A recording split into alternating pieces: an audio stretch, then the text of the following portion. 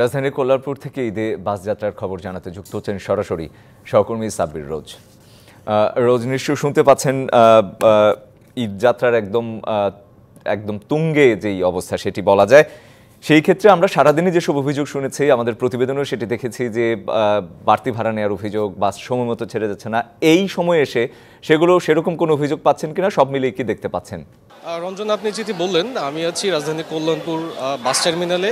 এই রুটটা থেকে, এইখান থেকে যেটা হয় সাধারণত উত্তরবঙ্গ, রাজশাহী, নাটোর, বগুড়া, রংপুর এই অঞ্চলের মানুষজন এখান থেকে যাতায়াত করে এবং এই বাসগুলো যে বাসগুলো রয়েছে সেগুলা সেই অঞ্চলে যায়। তো এইখানে আমরা এসে যেটা যাত্রী সাধারণের সাথে কথা বলেছি, আপনি আমার পিছনেও দেখতে পাচ্ছেন যে উপচে পড়া ভিড় যেটা বলা যায় সেটা রয়েছে। এটার একটি কারণ হচ্ছে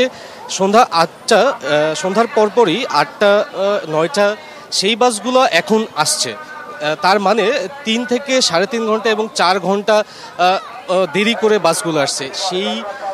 সেই ইয়েতে মানে বলা যায় যে এখানে যাত্রী সাধারণ যারা রয়েছে তারা পরিবার পরিজন, কারো ছোট শিশুও রয়েছে, তাদেরকে নিয়ে ব্যাপক একটি ভোগান্তির শিকার হয়েছে। আমরা কাউন্টারেও কথা বলেছি, তারা বলছে তাদের যে ভাষ্য সেটা হচ্ছে যে চন্দ্রা আশুলিয়া মানে আসার যে রুটটা রয়েছে সেখানে অতিরিক্ত যানজট থাকার কারণে বাসগুলো ঢাকা সিটির মধ্যে ঢুকার যে পথগুলো রয়েছে সেগুলোতে তীব্র যানজট থাকার কারণে বাসগুলো আসতে দেরি করছে।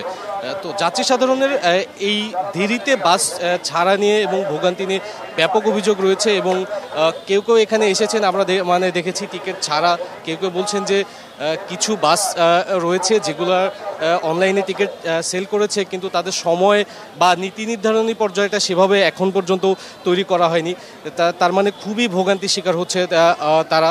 এবং এখন আমরা যেটা বলতে চাচ্ছি সেটা হচ্ছে যে সন্ধ্যা 8টা 9টার বাস মাত্র আসছে। এখন যারা 11টা বা 12টার টিকিট কেটেছে তাদের বাস কখন আসবে আদৌ সে নিয়ে অনিশ্চয়তা রয়েছে এই যাত্রী সাধারণ। এবং কল্যাণপুর বাস টার্মিনাল জনস্রোতে পরিণত হয়েছে এবং মানুষ বসে দাঁড়িয়ে তাদের সময় ব্যয় করছে। কিছু বাস মালিক রয়েছে, তারা বলছে যে কিছুক্ষণের মধ্যেই চলে আসবে এবং বিলম্ব হওয়ার যে ব্যাপারটা সেটা ঈদের মধ্যে খুবই সাধারণ একটা ব্যাপার মনে করছেন তারা, রাস্তার যে পরিস্থিতি সেই পরিস্থিতি অনুযায়ী। তো আমরা পরবর্তী যে বাসগুলো এখনকার সময় নির্ধারণ করা হয়েছে 11টা 12টা, সেই বাসগুলো কখন আসবে সেটা আমি আপনাকে পরবর্তীতে জানাতে পারবো। কিন্তু এখন 2-3 ঘন্টা বিলম্ব করে বাস ছাড়ায় যাত্রীরা ব্যাপক ভোগান্তিতে রয়েছে। রঞ্জন, সাব্বির, আপনাকে ধন্যবাদ।